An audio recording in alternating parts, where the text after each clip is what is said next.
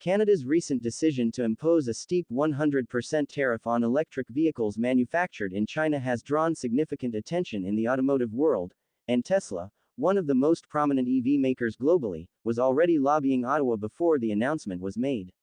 According to a Canadian government source, Tesla had approached Canadian officials in advance, seeking a more favorable tariff structure for its China-made vehicles. Welcome viewers to my channel. Please subscribe, like my video and turn on notifications so you don't miss our next update. The request, made quietly and behind closed doors, highlights the delicate position Tesla finds itself in as it balances its global production network with shifting geopolitical trade tensions. The source, who spoke on the condition of anonymity due to the sensitivity of the discussions, revealed that Tesla specifically asked Canada to consider a tariff similar to the rate it secured in the European Union. On Monday, Canada officially announced it would levy a 100% duty on all Chinese-manufactured vehicles entering the country. Ottawa justified the move as a direct response to what it described as China's state-directed industrial overcapacity strategy. Canadian officials argued that Beijing's heavy state subsidies and aggressive push to flood the global market with low-cost EVs have created unfair competitive conditions. This action mirrors a similar policy adopted by Washington earlier this year. In May, U.S. President Joe Biden declared that tariffs on Chinese EVs would be quadrupled to 100%. The United States also introduced steep duties on other high-tech imports such as semiconductors, solar cells, and lithium-ion batteries, industries considered strategically vital for the clean energy future. By moving in lockstep with Washington, Canada is positioning itself as part of a broader Western response to China's industrial policies. The measures are designed not only to protect domestic and allied industries but also to send a clear signal of resistance to what both Ottawa and Washington see as China's non-market trade practices.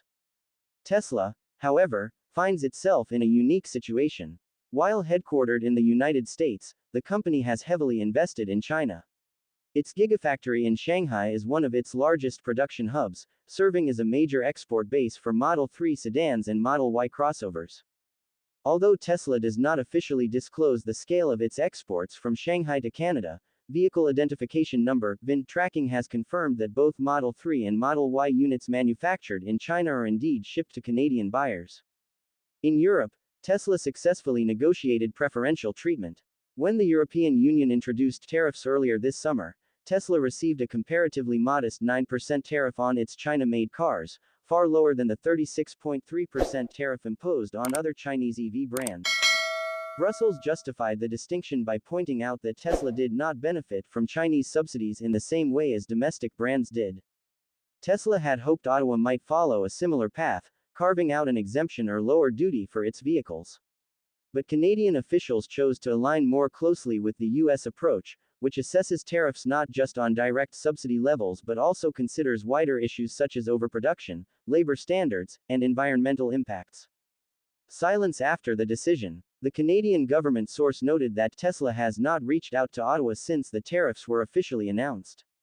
The automaker has remained silent publicly as well. Tesla did not immediately respond to media inquiries about the matter. Meanwhile, Canada's Finance Minister, Chrystia Freeland, whose portfolio covers tariffs and trade duties, declined to comment on whether Tesla had sought special consideration. Her office maintained that Canada's policy decision was based on a careful review of market conditions and international alignment with allies. The timing of Canada's move is no coincidence. Imports of automobiles from China have surged dramatically. At Canada's busiest port, Vancouver, auto imports from China skyrocketed by 460% year-over-year in 2023, reaching 44,356 vehicles.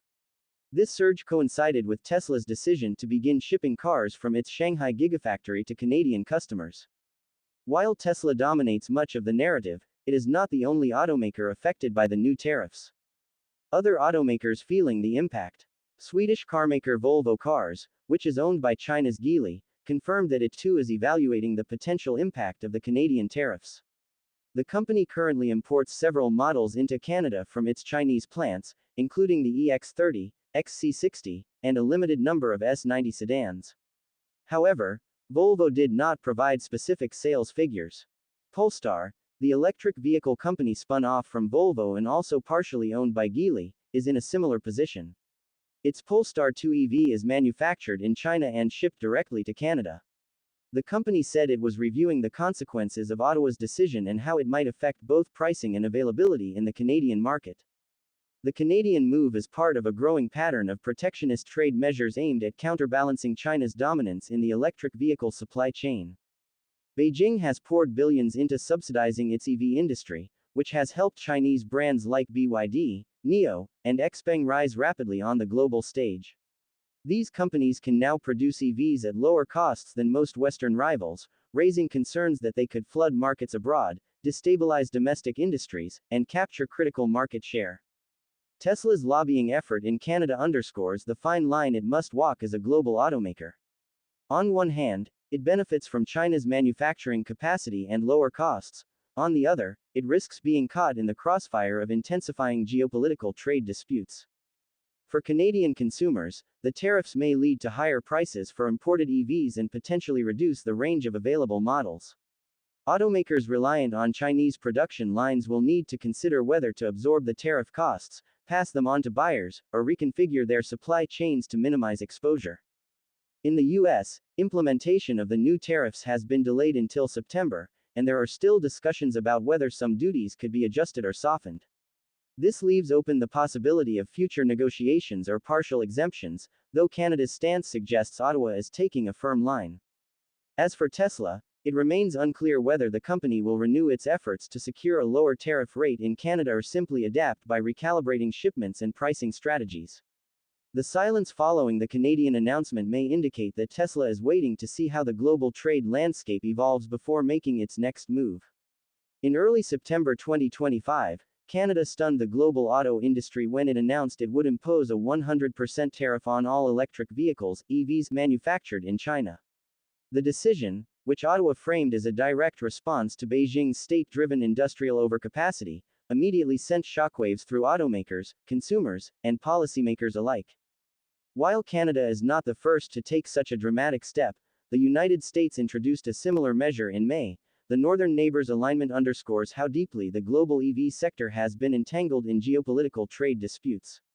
What makes the Canadian case even more interesting is that Tesla, the world's most influential EV maker, was quietly lobbying Ottawa behind the scenes before the announcement was made. According to a senior Canadian government source, Tesla approached federal officials in hopes of securing a tariff exemption or at least a reduced duty on its China-manufactured vehicles. The automaker argued that, just as the European Union granted it preferential treatment, Canada should differentiate between Tesla and Chinese domestic EV brands like BYD, XPeng, or NIO. But Ottawa ultimately declined. By announcing an across-the-board 100% tariff, with no carve-outs for Tesla or any other foreign automaker, it signaled its determination to present a united North American front on trade with China. This decision not only raises immediate questions about the future of Tesla's Canadian sales strategy but also carries wider implications for Canada's climate goals, consumer pricing, and its economic alignment with the United States. To understand how this policy could reshape the EV market, it's worth examining the details of Tesla's lobbying effort, the rationale behind Canada's tariff, and the broader global context of this escalating trade war. The revelation that Tesla had reached out to Canadian officials before the tariff was announced offers a fascinating glimpse into the automaker's global strategy. According to the government source, who spoke anonymously due to the sensitivity of the matter, Tesla approached Ottawa weeks before the decision became public. The automaker requested that Canada apply a tariff structure similar to the European Union's. Earlier this summer, Brussels imposed tariffs on Chinese-made EVs, but unlike Canada and the US, the EU differentiated between companies. Tesla's China-produced vehicles received a 9% tariff, far below the 36.3% tariff slapped on most Chinese brands. Tesla's argument was simple. While it produces cars in China, it is not a Chinese company and does not benefit from Beijing's subsidies in the same way domestic firms do. Instead, Tesla framed itself as a Western automaker leveraging Chinese manufacturing efficiency but remaining distinct from the state-backed giants that Europe and North America fear are flooding the market. Tesla's lobbying was pragmatic. By asking for EU-style treatment, the company hoped to protect its competitive position.